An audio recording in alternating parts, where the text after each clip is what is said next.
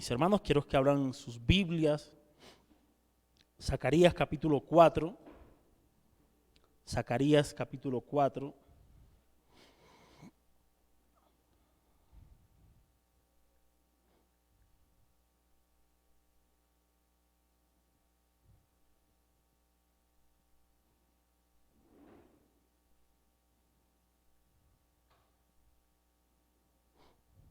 Zacarías capítulo 4, versículos 1 al 14.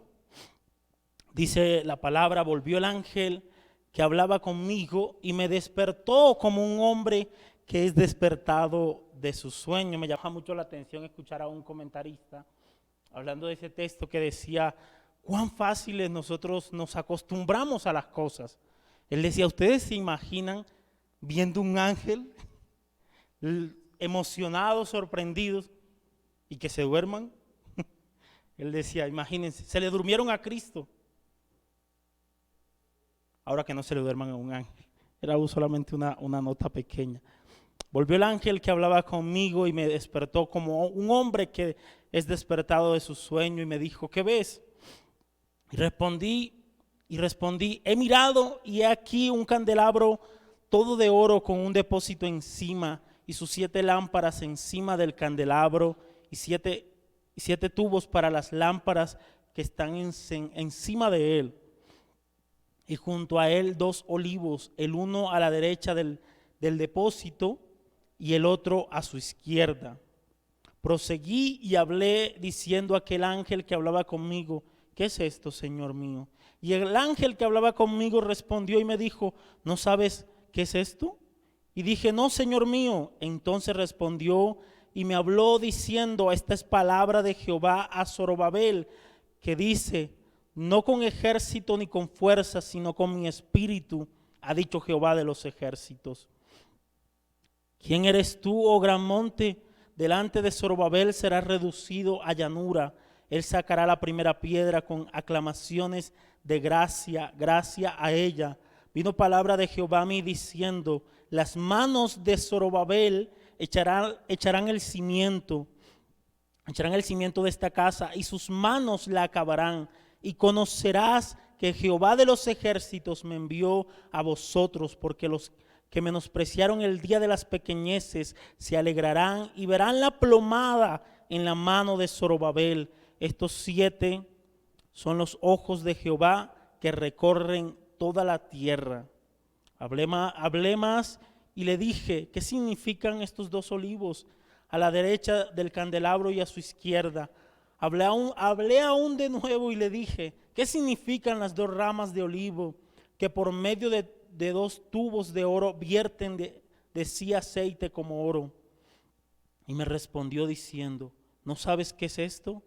Y dije: Señor mío, no. Y el ángel dijo: estos son los 2 ungidos que están delante del Señor de toda la tierra.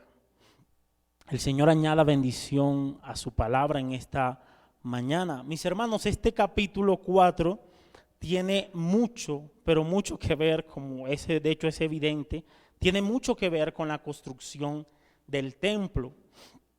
Así que les voy a hablar algo referente, aunque no está en este libro, les voy a hablar de manera introductoria, les voy a hablar algo referente a la construcción del templo, para que ustedes vean la importancia que tenía la construcción del templo, o la importancia que tenía el templo en el antiguo pacto o en el antiguo testamento. Y para eso, mis hermanos, quiero que me acompañen al primer libro de Crónicas.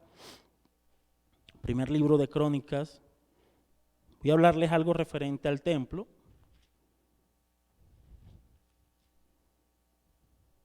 Capítulo 21. Quédense allí en el capítulo 21. Ustedes recuerdan, mis hermanos, cuando David censa al pueblo, ¿sí lo recuerdan? David peca contra el Señor. David peca contra el Señor porque ha censado al pueblo. Así que la ira del Señor cae sobre el pueblo y hay una, mejor dicho, una mortandad tremenda. Pero antes de eso quisiera contarles algunos detalles.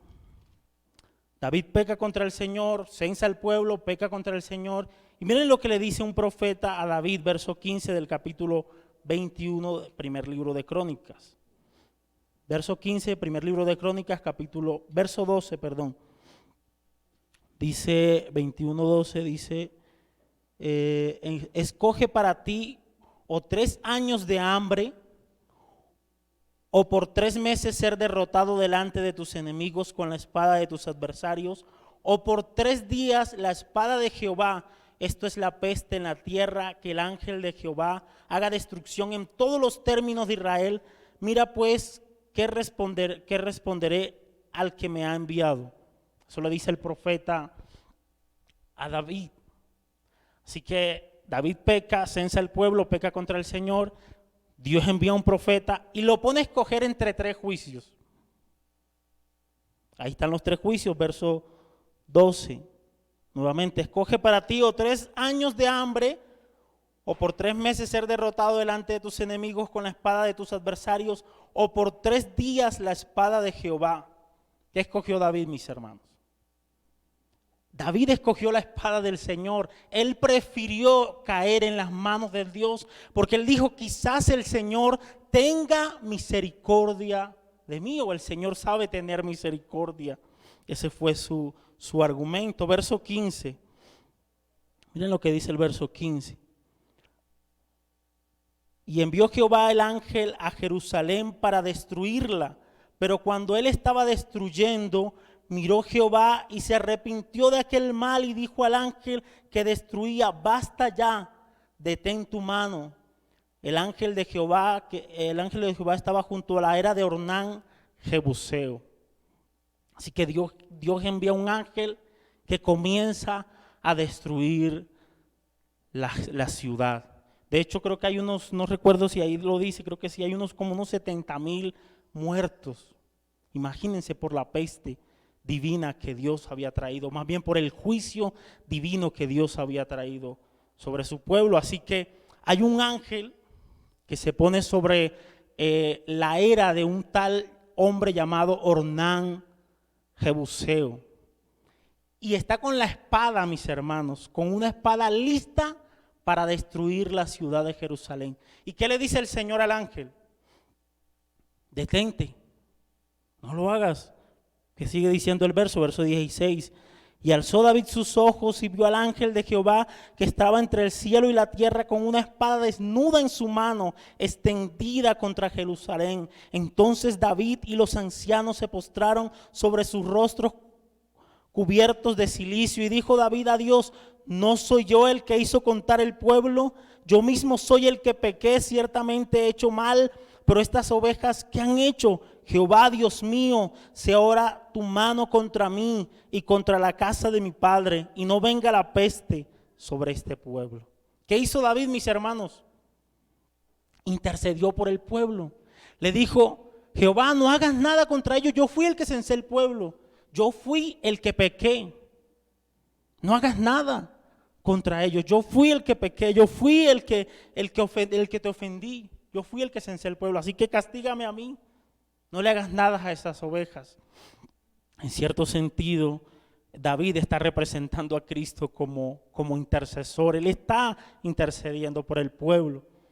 Pero resulta y pasa, mis hermanos, que Dios le dice a David que vaya a la era de Ornán Jebuseo, ahí donde está el ángel con la espada, y haga un sacrificio en ese lugar. Y cuando David va, mis hermanos, David va a ese lugar, habla con este hombre, con el dueño de la propiedad, le dice, le explica. ¿Y saben qué le dice el dueño de la propiedad? No, yo te regalo los bueyes, toma la tierra, mi señor, haz lo que quieras. ¿Pero qué dice David? No, yo debo comprar esta propiedad por el precio justo, o por un precio justo. Y quiero que no se les olvide esta palabra. Yo quiero comprar esta propiedad con un precio justo. Y David la compró, mis hermanos, con un precio justo, con el precio que era, para poder edificar el altar allí y aplacar la ira del padre que estaba ofendido contra su pueblo, que estaba ofendido y quería destruir la ciudad por medio del ángel.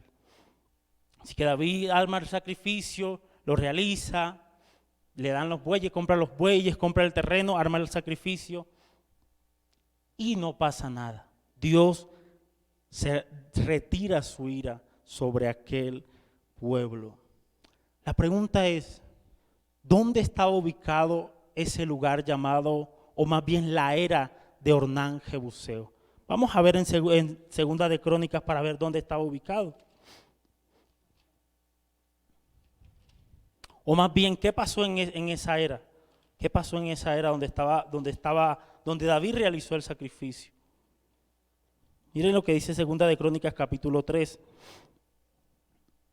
Comenzó Salomón a edificar la casa de Jehová en Jerusalén, en el monte Moriah, que había sido mostrado a David su padre, en el lugar que David había preparado en la era de ¿qué? ¿Dónde construyeron el templo, mis hermanos? ¿Dónde se construyó el templo? En la era de Ornán Jebuseo, es decir, donde David hizo el sacrificio, allí se construyó el templo. Bueno, y comenzó y ahí sigue diciendo cómo comenzó Salomón a edificar el templo sobre ese lugar, sobre el monte Moriah o sobre la era de Ornán Jebuseo. Mis hermanos, lo interesante de este caso es que al parecer en ese lugar, en esa era, habían sucedido cosas realmente impresionantes. Vamos a Génesis capítulo 22, versículo 2, para que vean algo que también sucedió en ese lugar donde David hizo el sacrificio, donde David intercedió por el pueblo de Dios, donde Salomón construyó el templo. Génesis 22, 2.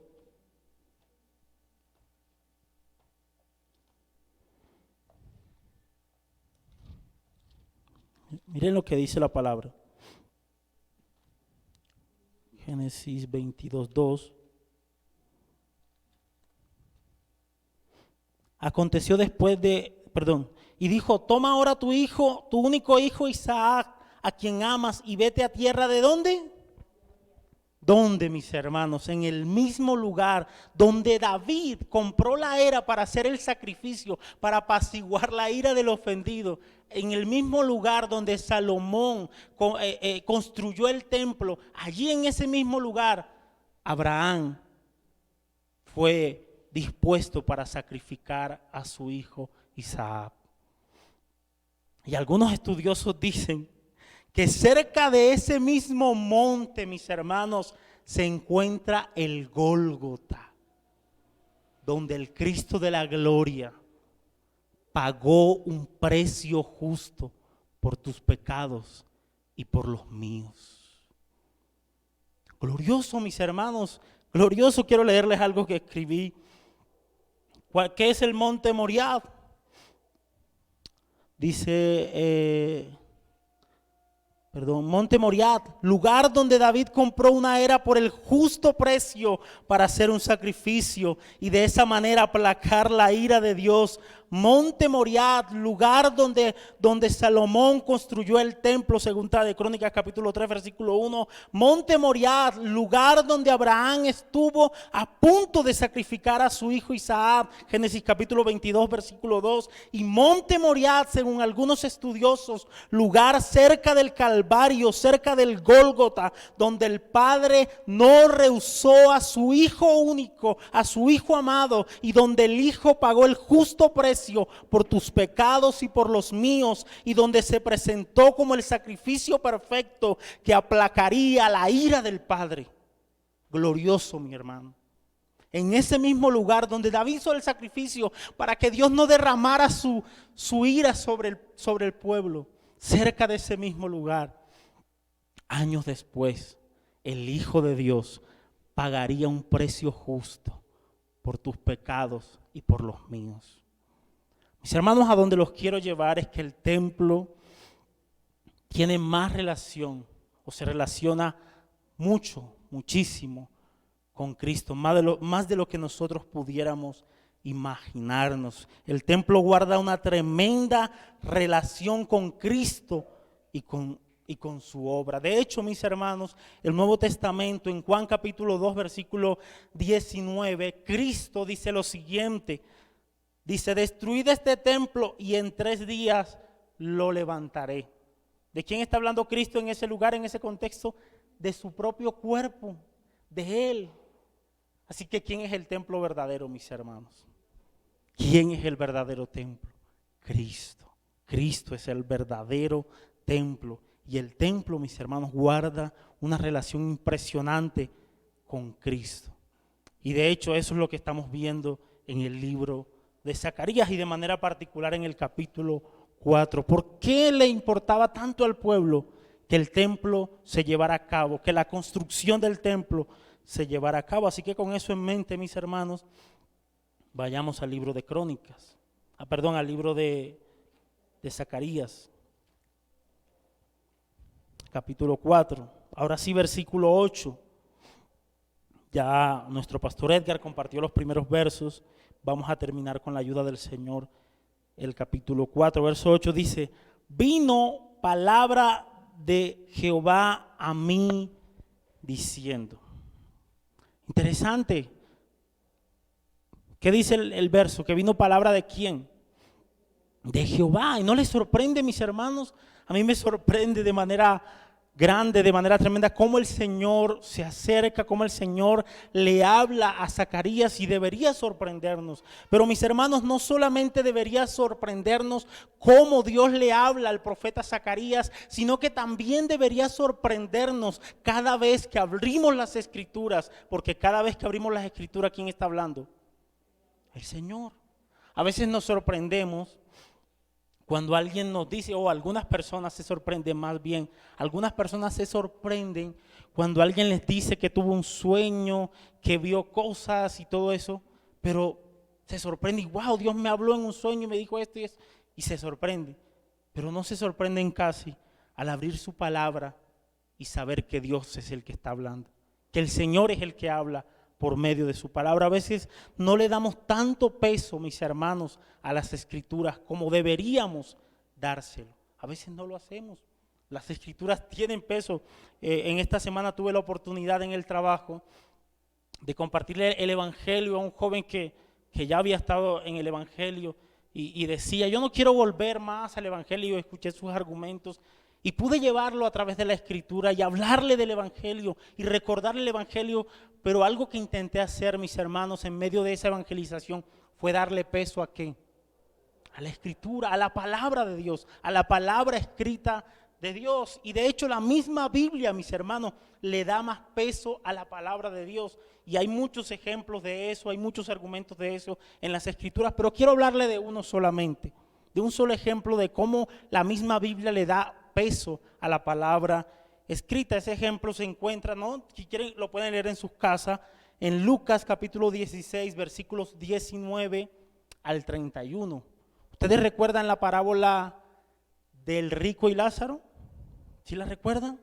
Se las voy a resumir de una manera muy drástica por causa del tiempo. El rico, ambos mueren. El rico y Lázaro, que era pobre, mueren. Lázaro va al infierno, el rico va al infierno y Lázaro va al cielo. Cuando el rico está en el infierno, él está preocupado por su familia, por sus 5 hermanos, por sus hermanos, y le dice a Abraham: Padre Abraham, envía a Lázaro para que le hable ¿a quién? A mi familia.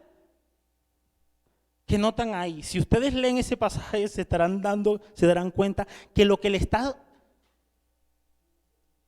sugiriendo este rico al padre Abraham es que Lázaro resucite de los muertos y vaya y predique a su familia.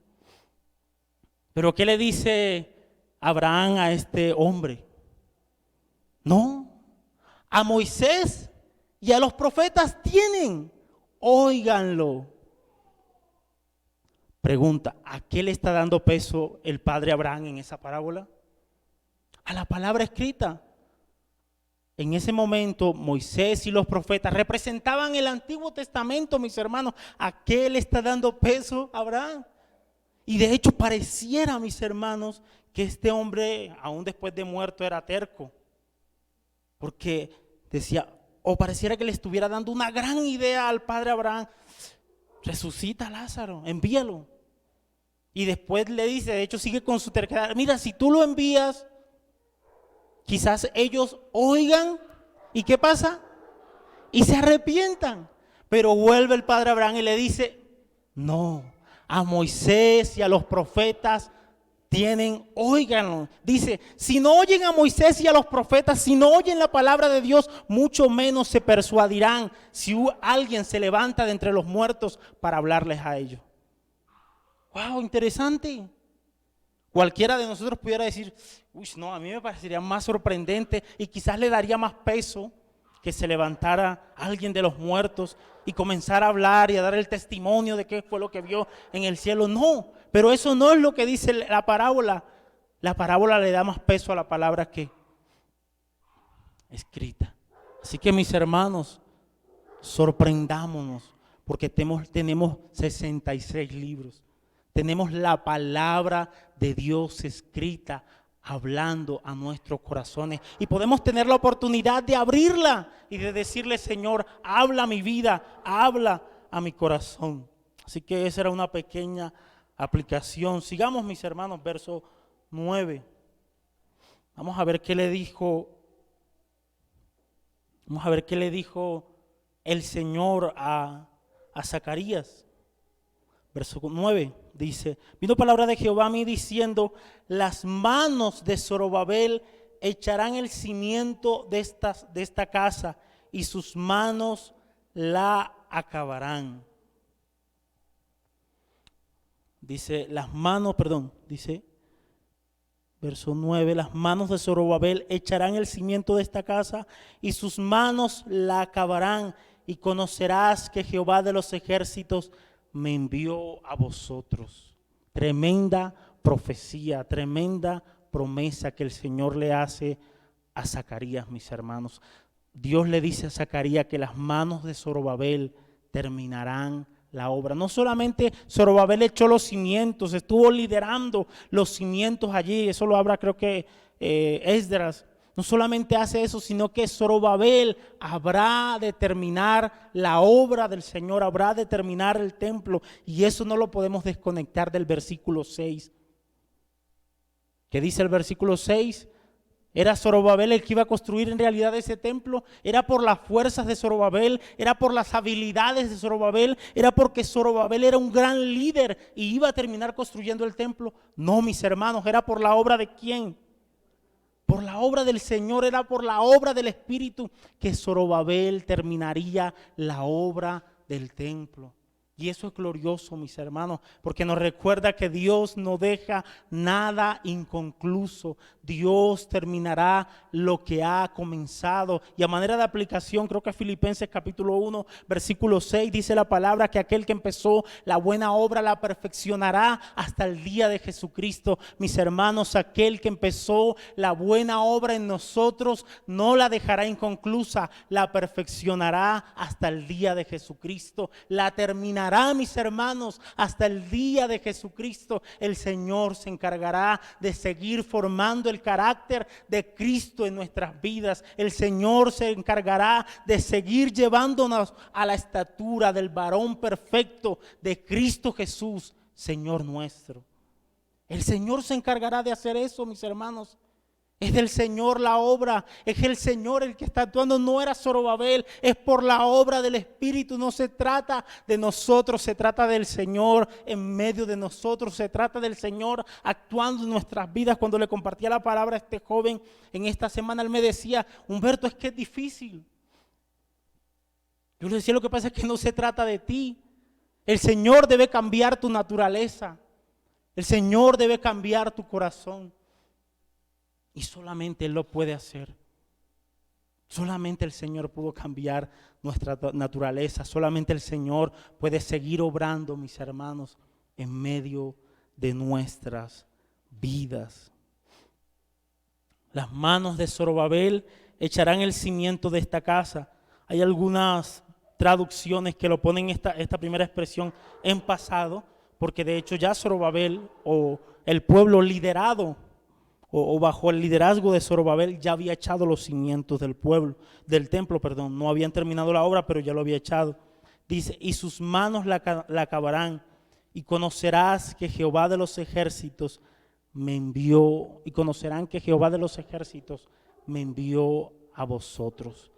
Mis hermanos, el cumplimiento de la profecía, el cumplimiento de esta profecía sería un testimonio vivo, sería un testimonio palpable de que el profeta Zacarías no era un falso profeta, de que el profeta Zacarías era enviado ¿por quién? Por el Señor. Por eso el texto dice, verso 9, las manos de Zorobabel echarán el cimiento de esta casa y sus manos la acabarán, y conocerás que Jehová de los ejércitos me envió a vosotros. Ellos iban a darse cuenta, por medio del cumplimiento de la profecía, ellos se darían cuenta, mis hermanos, que Dios había enviado a Zacarías. Y esa es uno de los argumentos para usar una aplicación un poco apologética, que tiene que ver, la apologética tiene que ver con la defensa del evangelio.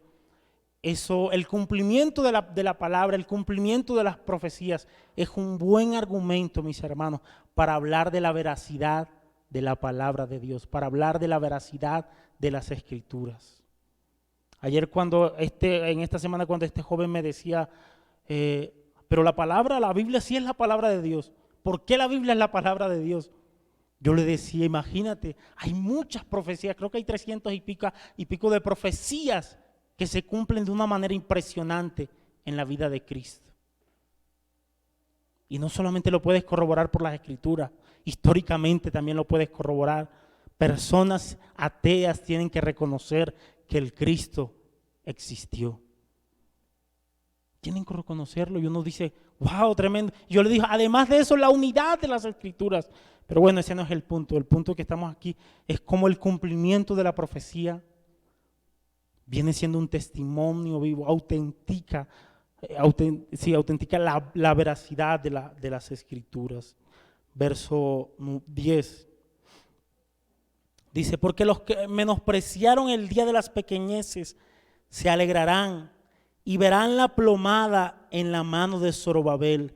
Estos 7 son los ojos de Jehová que recorren toda la tierra. Mis hermanos, dice, porque los que menospreciaron el día de las pequeñeces. ¿A qué se refiere? El hebreo da a entender, mis hermanos, o más bien lleva la idea de que esa parte cuando dice pequeñeces se está refiriendo a los inicios del segundo templo, que no eran tan grandes. De hecho, mis hermanos, algunos menospreciaron esos inicios. Si ustedes leen el libro de Esdras, se darán cuenta que cuando están echando los cimientos, cuando el pueblo está echando los cimientos, hay algunos jóvenes que están alegres, están saltando, están cantando, porque se están echando los cimientos y por fin van a poder adorar al Señor en el templo. Pero dentro de ese grupo hay unos ancianos que habían visto el primer templo, el templo de Salomón, y están llorando. Se ponen a llorar. Les da tristeza. Porque ellos dicen, esto no se compara con la gloria del primer templo. Pero el texto que está diciendo acá en Zacarías capítulo 4, que esas personas que menospreciaron, que quizás se entristecieron, que estuvieron un poco tristes porque vieron los pequeños principios, los pequeños comienzos del templo, esas personas que estuvieron tristes se alegrarán, mis hermanos, cuando vean la plomada en la mano de ¿quién? De Zorobabel. Y esa expresión cuando dice cuando vean la plomada, no solamente se refiere, o más bien, primero que todo se refiere a que la obra del templo se llevaría a cabo. La obra del templo terminaría. Pero no solamente se refiere a eso, mis hermanos, sino que se refiere a que debían seguir trabajando también. La plomada en la mano de Zorobabel también apunta a que ellos debían seguir trabajando. Pero con la ayuda de ¿quién, mis hermanos? Del Señor. Cuando el texto termina diciendo que los ojos de ¿qué? Perdón, el versículo, la parte última dice, estos 7 son los ojos de Jehová que recorren toda la tierra. Al parecer hay como una explicación de la visión. ¿Recuerdan los 7 tubos? Pareciera que fuera una explicación de esto. Y él dice, estos 7 son los ojos de Jehová que recorren ¿qué? Toda la tierra. Toda la tierra. Hay un comentario de Matthew Henry que me parece sorprendente en cuanto a esto. Él dice lo siguiente: consuelo para nosotros es que la misma providencia todopoderosa y omnisciente, que todo lo conoce, que gobierna la tierra, esté particularmente interesada en la iglesia. Todo aquel que tenga la plomada en su mano debe mirar a los ojos del Señor, tener constante consideración de la providencia divina, actuar dependiendo de su dirección y someterse a sus disposiciones. Fijemos nuestra fe en Cristo y veamos que ejecuta su obra conforme a su propio plan glorioso y llevando diariamente casi a consumación su edificio espiritual. Mis hermanos, esos ojos de Jehová que recorren toda la tierra, que habla de la omnisciencia, que habla de la omnipresencia de Dios del todo, de que todo lo sabe, de que todo lo conoce. Mis hermanos, ese Dios guardaría al pueblo de los peligros que pudieran impedir que la obra del templo se llevaría a cabo.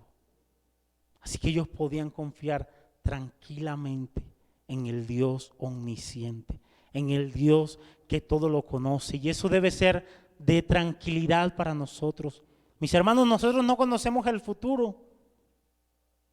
De hecho, en algunas ocasiones, pues muchos de sus presentes no lo conocemos. De hecho, una de las cosas que decimos con Edgar, nosotros no somos adivinos. Si está pasando por una situación, díganos. No conocemos el presente, mucho menos el futuro.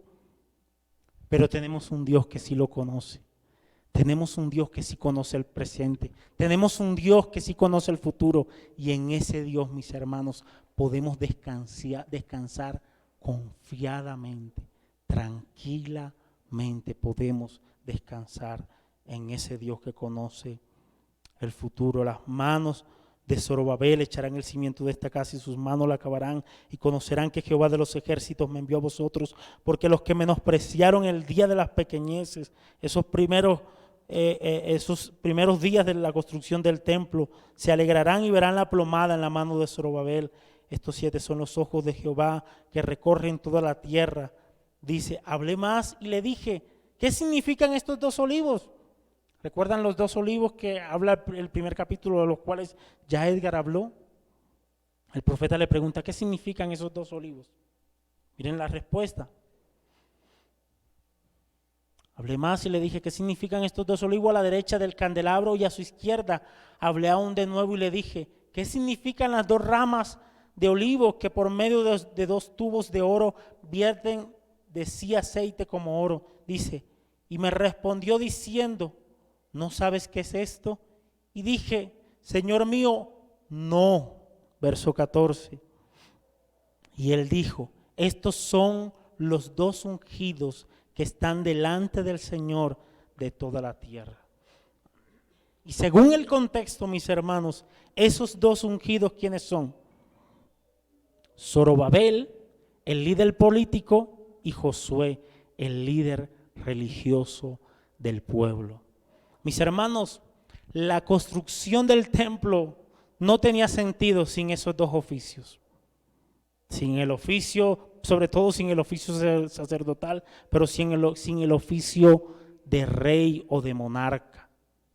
Esos 2 oficios apuntan a ¿quién? ¿Quién cumple el oficio de monarca, de rey y de sacerdote? Jesucristo, mis hermanos. Así que podemos conectar eso también con el Nuevo Testamento, podemos conectar eso de manera particular con Cristo, en quien se cumple cabalmente el oficio, más bien el oficio de rey y el oficio de sacerdote. ¿En quién se cumple, mis hermanos? En Cristo. No tendría sentido es la construcción del templo sin estos 2 oficios. Digámoslo en este sentido humano, sin estos 2 hombres. Pero en realidad, mis hermanos, el templo no tendría sentido sin Cristo. De hecho, el templo apuntaba a Cristo mismo. A Cristo mismo. Conclusión, mis hermanos, y quiero leérselas. Qué bueno es saber que Dios actúa en medio, qué bueno es saber que Dios actúa en su pueblo y por medio de su pueblo. Y como decía un misionero llamado Guillermo Carey en uno de sus sermones más famosos, esperemos grandes cosas de Dios y emprendamos grandes cosas para Dios. Mis hermanos, qué bueno es saber que Dios termina la obra que ha comenzado. Qué bueno es saber que el que empezó la buena obra en nosotros la terminará. Como decía este hombre llamado Guillermo Carey en uno de sus sermones más famosos, esperad grandes cosas del Señor. Esperen, mis hermanos, grandes cosas del Señor, pero también emprendan grandes cosas del Señor. Este hombre llamado Guillermo Carey fue un hombre que llevó el evangelio a la India y era zapatero, no tenía los recursos económicos para estudiar. ¿Y saben qué hizo, mis hermanos? Se puso a leer libros. Y como dice un historiador, devoraba libros de cualquier índole. Y por su propia cuenta, o más bien por la ayuda del Señor, con la ayuda del Señor, aprendió a hablar hebreo, griego, latín, holandés, leyendo libros, sin un profesor que le guiara. Él dice, esperemos grandes cosas del Señor y emprendamos grandes cosas para Dios. No se trata solamente de esperar grandes cosas del Señor. No se trata solamente de esperar, mis hermanos, no se trataba de que el pueblo esperara, de que el Señor continuara con la construcción del templo. Ellos también debían colocarse de pie y activamente trabajar en la construcción del templo. Mis hermanos, en esto no debemos ser pasivos. No debemos solamente sentarnos y esperar que Dios actúe. Claro que Él actuará. Levántate, mis hermanos, y emprende grandes cosas para el Señor. Este hombre fue a la India y fue a otros lugares más. Terminó aprendiendo el idioma de ellos y traduciendo la Biblia al idioma de ellos. A veces no queremos estudiar la palabra, a veces no queremos hacer nada para el Señor. Hablaba con un hermano de Barranquilla y me decía, hombre, a veces me siento triste porque no evangelizo, porque no le hablo a nadie de Cristo, porque siento que no estoy emprendiendo algo para Dios. Mis hermanos, ¿qué estás emprendiendo para Dios? ¿Qué estás haciendo para Dios? ¿O solamente estás esperando grandes cosas de Dios? ¿O estás emprendiendo grandes cosas para Dios? El Señor nos ayude. El Señor nos dé la gracia. Y en cuanto a los amigos que nos acompañan, o si quizás más adelante alguien escucha la prédica y alguien que no es creyente escucha.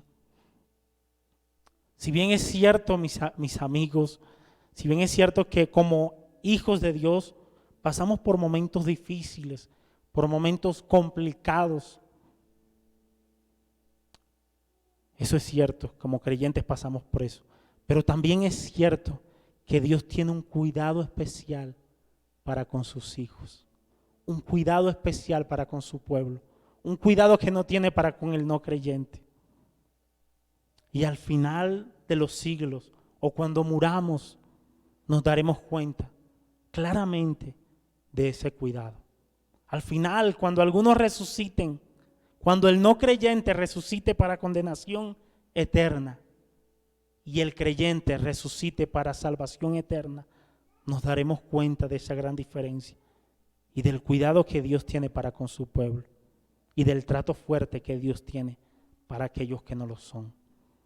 Así que, querido amigo, yo te invito a que puedas ser parte del pueblo de Dios, a que te puedas arrepentir de tus pecados y puedas poner tu mirada, tu fe en Cristo Jesús. Padre, gracias por tu bendita palabra, Señor. Gracias, Señor amado, por tu fidelidad. Gracias por tu gran amor, Señor. Gracias.